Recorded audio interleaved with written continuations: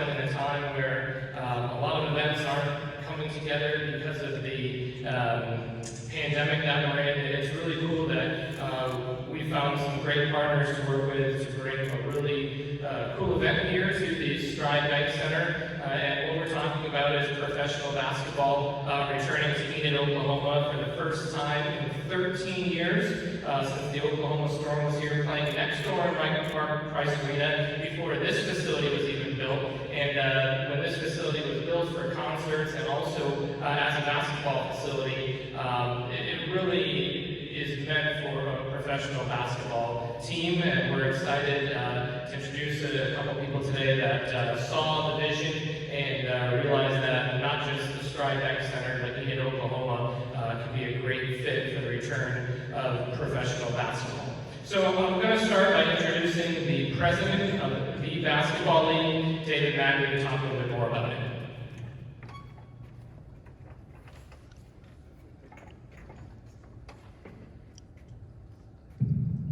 Sorry about that. Push that up some. Excited to be here today. This is a big moment for our league. We're a fourth-year league. I'll give you a 2-minute background. I'm a Jayhawk, so don't hold that against me. I played in Kansas when, as a freshman, we played against Magic Johnson. And my senior year was the first game against Michael Jordan. I had 24 points and he had 12, but I were as close. He doesn't remember my accident.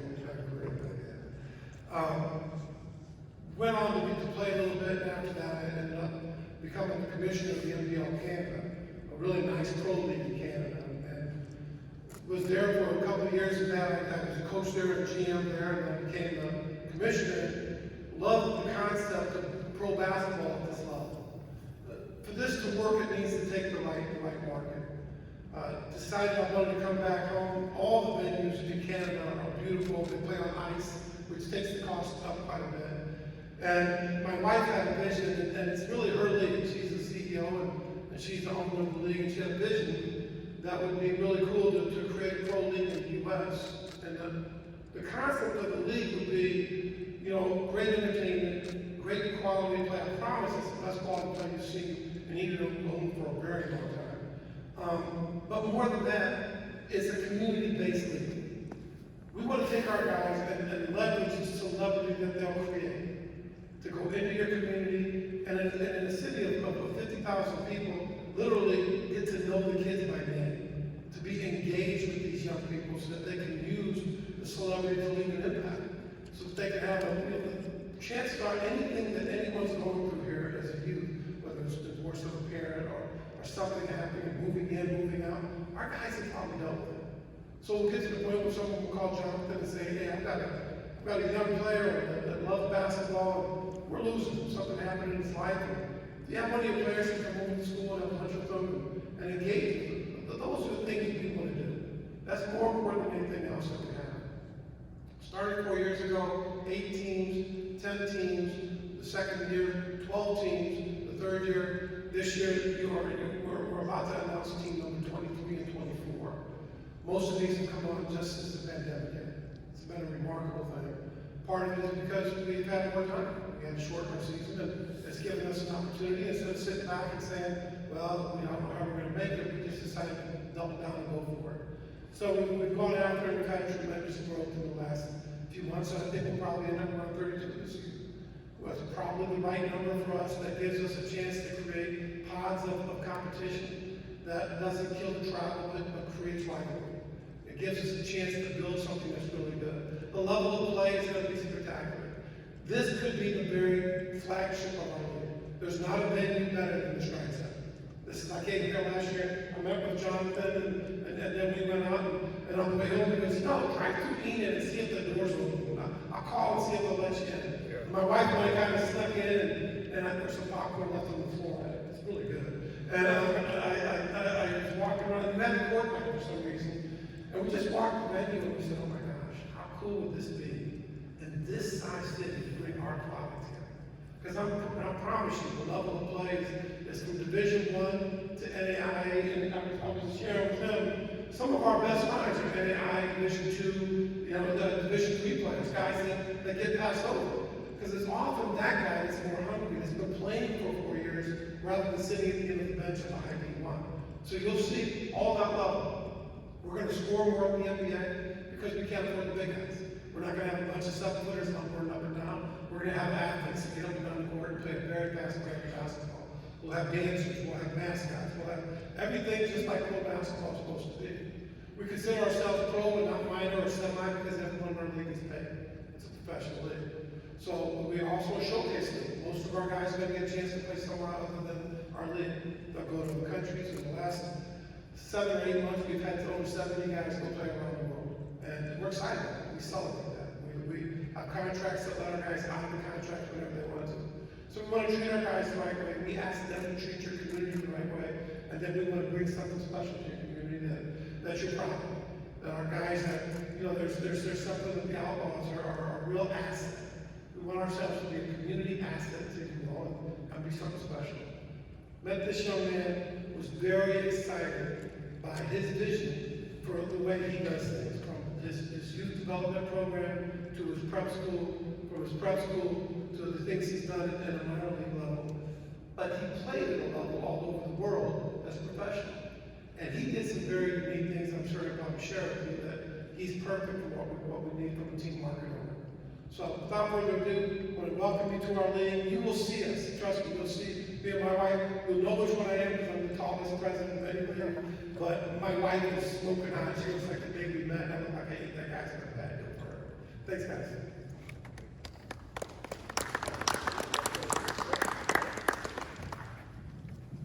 Well said, well said. Well, start off to say thank you. Again, he's talking about the vision. That's exactly what this is about. It was a vision that I had a while back. It actually started a long time ago, but there wasn't a league to facilitate what we actually needed. So I want to say thank you to the basketball league because it actually helped me to be able to dream a little bit bigger than what I had. Like you said, we've been in semi-professional basketball leagues for the last, I want to say 10 years. And we've been doing it at a level that's been pretty high for that level. But now we get to step it up a notch. We get to give you guys a better product, more stability, more consistency, and come out and do something that your city and everybody else will be proud of. Like I said, I play basketball all over the world, and we're going to be taking some of those things, my staff and I, and some of those things that we've learned and implementing those into our franchise here. And that's pretty much the biggest thing. But Enid is a special place for our city. We've been welcomed with open arms here. From the time we get our test game and everything else, people have just been coming in and been great. And we've been happy with the cooperation and everything that we've had from the city. And we just can't wait to get started. Okay? I want to introduce my general manager. This will be doing a lot of things for us as well. Ryan Jamison. He's going to talk to you a little bit about what he does and any questions we can get at the end. Good afternoon. As both David and Jonathan have shared, this couldn't be a better place than where we are today in having us. The open arms that we've received, the helpfulness, the courtesy of embracing your community and bringing professional basketball, it's enlightening to all of us, to our entire staff. We're excited. We want to do it right, and more importantly, we want to make sure that we are community driven. This is a great time for us. It's a great time for Jonathan to follow his dream. I've traveled many roads with Jonathan. There's no one that's a harder worker. There's no one that embraces the community more than he's proven to be year in, year out. And I'm just appreciative, both with David and the TBL and Jonathan and his staff, to come here and embrace this. We want to get to know all of you. We want to get to know the community. We want to embrace the kids and provide an impact. Let them follow their dream. Let them chase their dream. And hopefully show with some of the wonderful athletes we have here that they can make a difference in embodying the kids that have the dreams, whatever it may be. Whether it's simply to go to college, whether it's simply to play basketball, whether it's simply to be a leader as an athlete and what that means. We're excited for all of you. We're excited that you've opened your door and your community to us. gonna be a lot of fun. Thank you.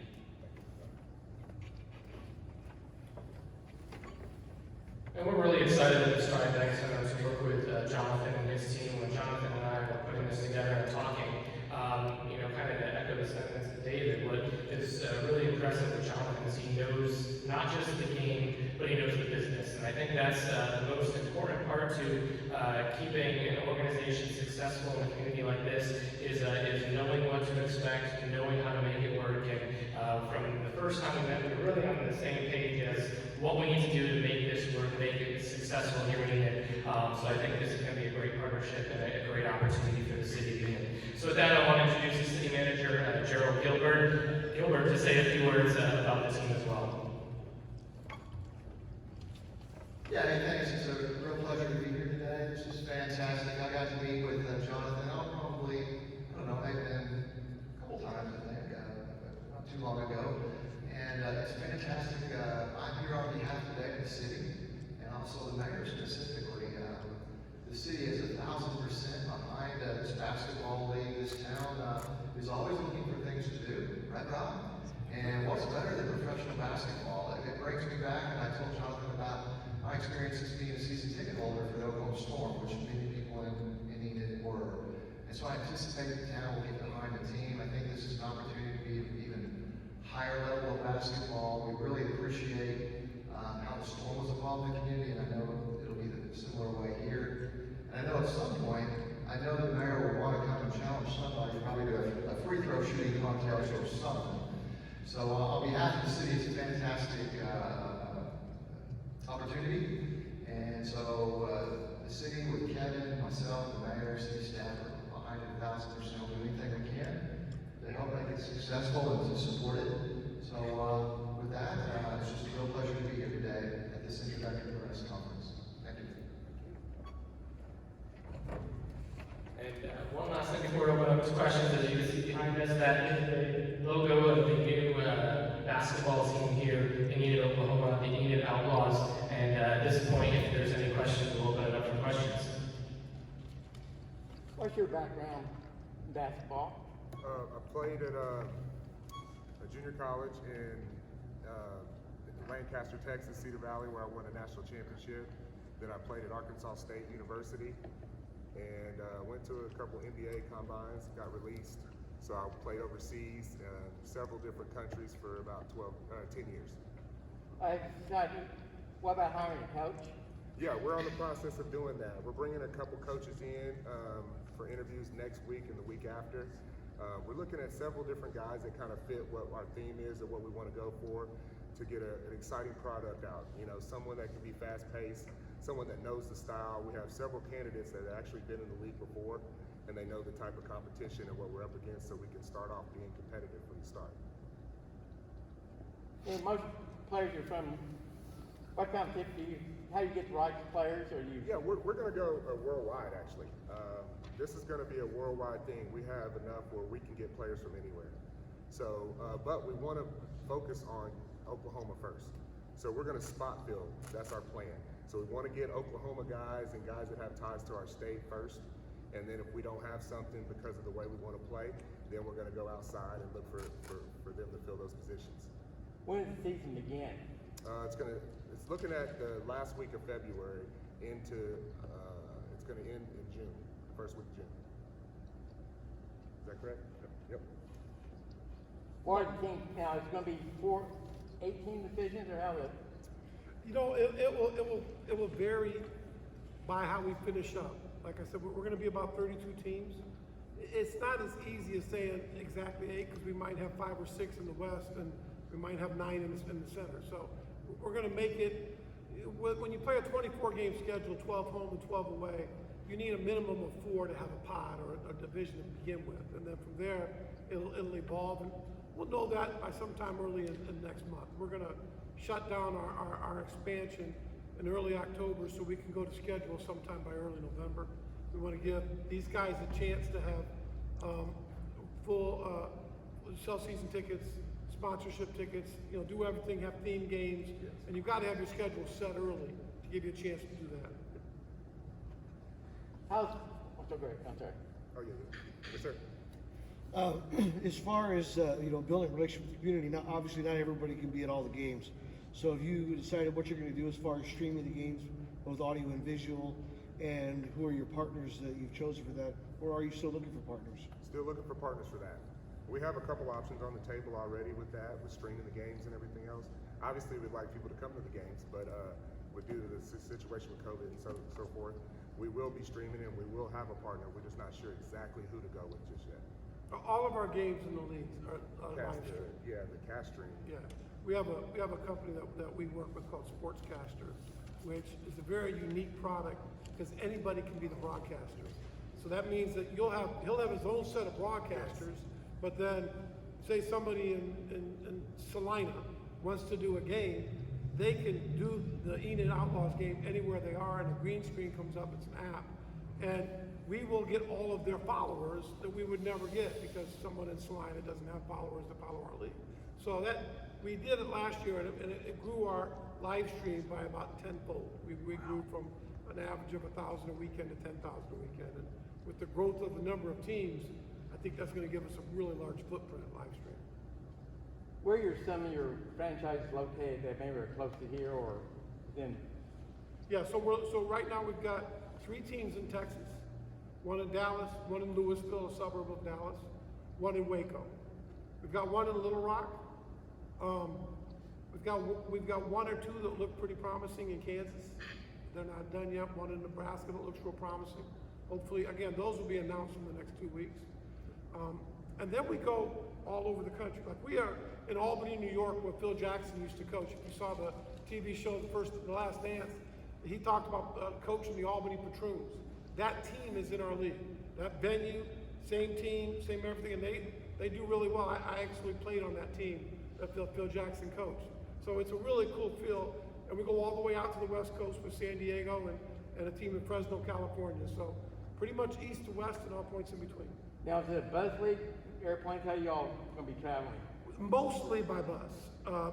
We'll have some teams that like he may decide he wants to take one trip to California, or we're gonna schedule it to what makes sense for the teams, with the majority of your games being in conference, but you'll take 2 or 3 that you'll take one trip. You can go to Florida. We're gonna have 2 or 3 teams in Florida, so you could go there for one trip, or maybe you'll go play Albany and Syracuse and Jamestown, New York.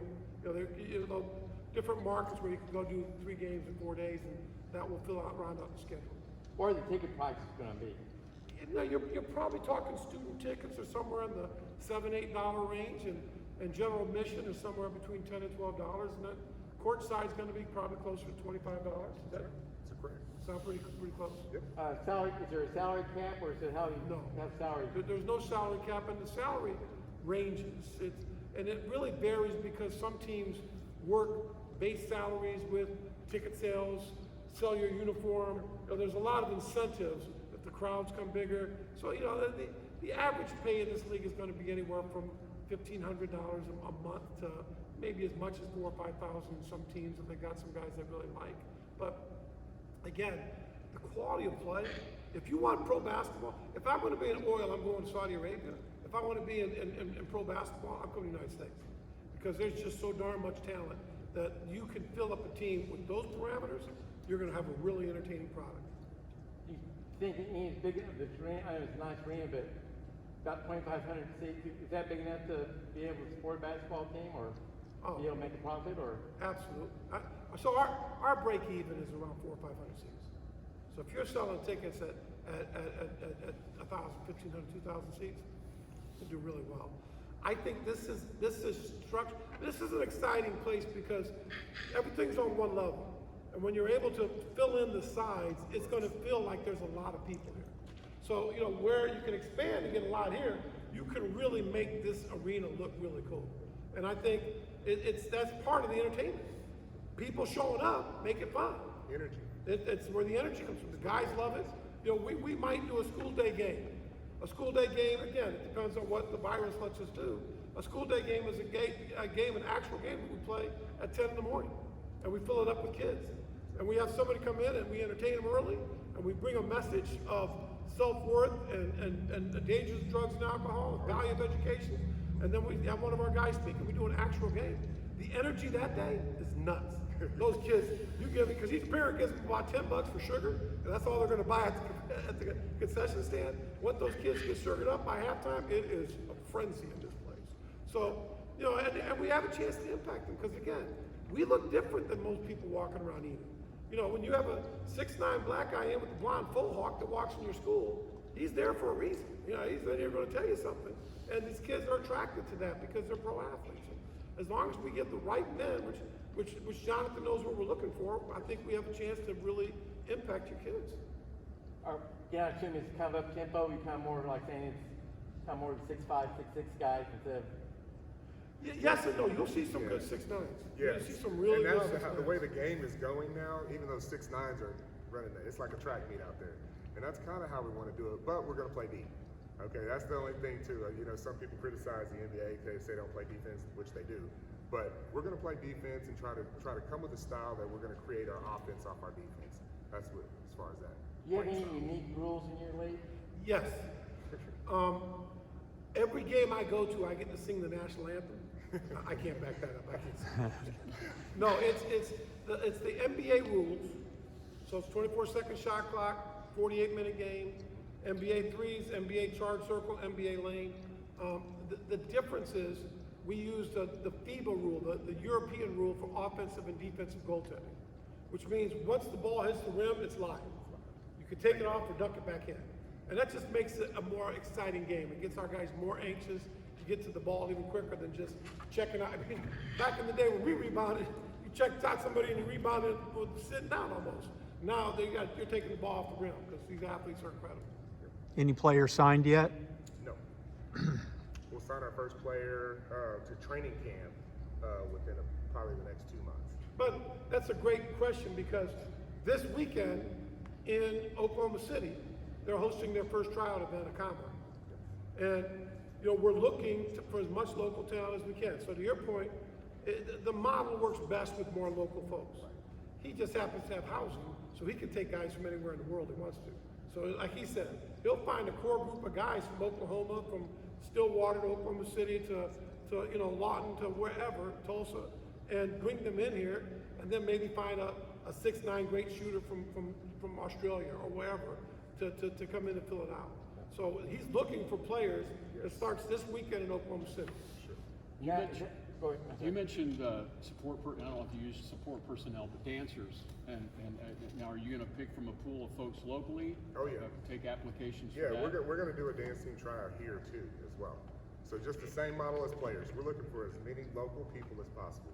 So we'll do the same thing. We'll be looking for talent here. Brian will be releasing some things here in the next month with positions open, and we'll be trying to fill them with local people first. And then if we can't, we'll go outside and keep searching until we find the right people. And that's the biggest thing, even with my staff. As you see, I'm really big on focusing on the right people. And if I don't get the right people, I won't do it. Just like the right league. I didn't make this move on a lot of different things because I had to pick the right fit. He and I talked for years or so, and you know, before we even made the move, because I have to make sure things are right, and that's the same thing we'll do with our people. We want to look with the right fit, so that's what we're going to go. He was one more no away from getting a real good butt whooping. I can only ask somebody so many times, so we're going to have a conversation.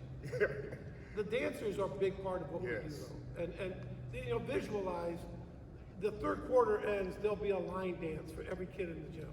They could kick their shoes off, come down, and whether they're going to do, you know, some type of shuffle, or they're going to do something, and I think you'll see that this is part that the families have fun. Because now we've got a couple thousand fans, and my kids down there is dancing, having fun.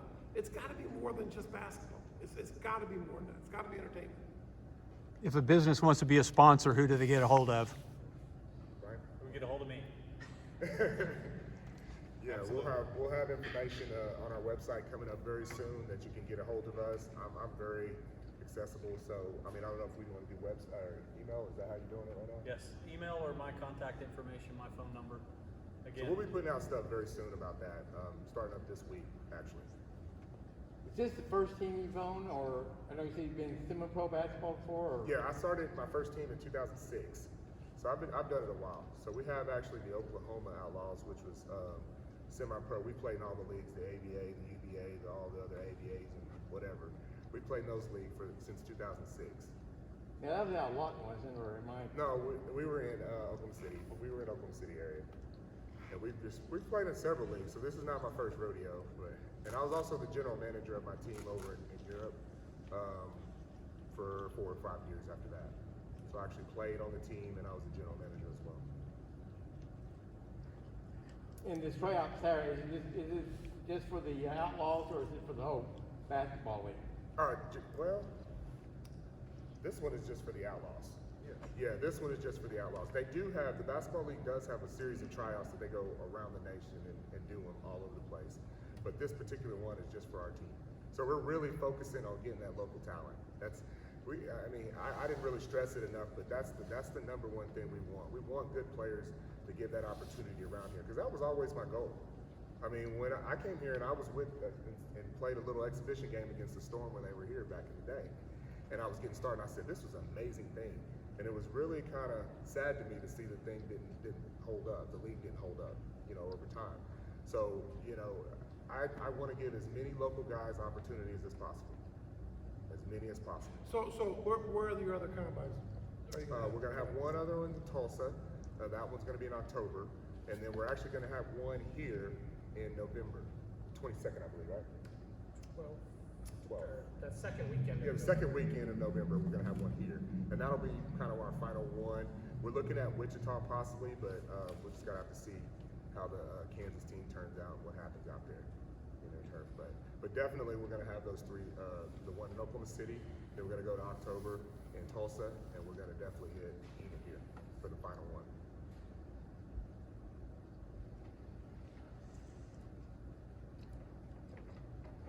Excellent. Well, thanks to everyone for coming out. Feel free to, they'll be around if you have any other questions. Thanks for coming out. Looking forward to working with Jonathan, David,